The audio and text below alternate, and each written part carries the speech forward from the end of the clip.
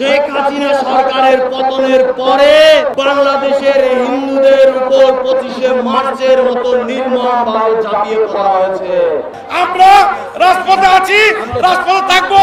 8 দফা যতক্ষণ বাস্তবায়ন না হবে ততক্ষণ বুকের তাজা রক্ত ঢেলো এই সম্প্রদায়ের জন্য আমরা আজীবন কাজ করে যাবো। আমাদের হিন্দুদের দেশ ছেড়ে চলে যেতে বলা হয়, আমরাও যদি এইভাবে বলি যে আপনারা দেশ ছেড়ে যেতে হবে, তাহলে কিন্তু আপনারা এই দেশ ছেড়ে পালাবার পথ পাবেন না। আমি আশা করি আগামী 1 মাসের ভিতরে আমরা সাধুরা বাবারা আমাদের দাবি আদায় করে আমাদেরকে মুক্ত করবে। আমরা যে দাবি নিয়ে এসেছি 8 দফা দাবি, এই 8 দফা দাবি আমরা আদায় করেই ঘরে ফিরবো।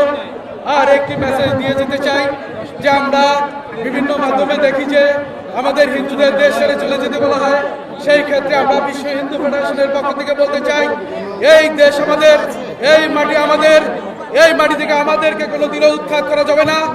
আজ বাংলাদেশের সনাতনীরা বছরের পর বছর ধরে নির্যাতিত হয়ে আসছে, কিন্তু সেই নির্যাতনের মাত্রা এখন এমন চরম পর্যায়ে পৌঁছেছে যে আমাদের দেয়ালে এখন পিঠ ঠেকে গেছে। আমাদের আন্দোলন ব্যতীত এখন আর কোনো পথ নেই।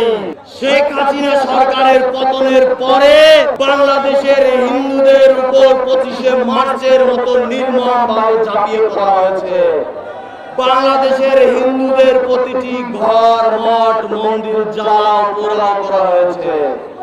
অথচ এই যে কোটা বিরোধী আন্দোলন হয়েছে, সেই আন্দোলনে হিন্দু, মুসলিম, বৌদ্ধ, খ্রিস্টান আমরা সবাই অংশগ্রহণ করেছি। আর যারা দেশ ছাড়তে বলছেন তাদের হুঁশিয়ার করে দিয়ে বলছি, আপনারা একবার চিন্তা করুন।